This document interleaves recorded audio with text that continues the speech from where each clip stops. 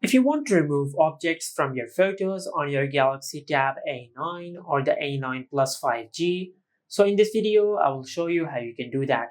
First of all, just open the Google Play Store, then in the search bar just search this. Now just install this app on your tablet. After you do that, then tap on Open, and from here just tap on Continue. Now on this page, just select Remove Objects, then tap on the X icon at the top of the screen.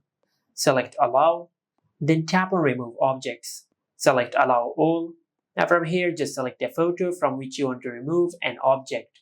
For an example, I will select this photo. Now just tap on the screen. Now to remove an object from your photo, just mark over the object which you want to remove.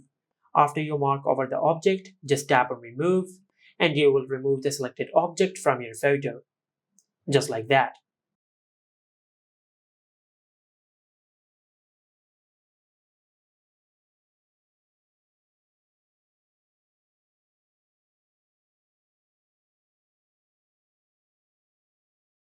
Now once you're done editing your photo, then tap on Next and select Save.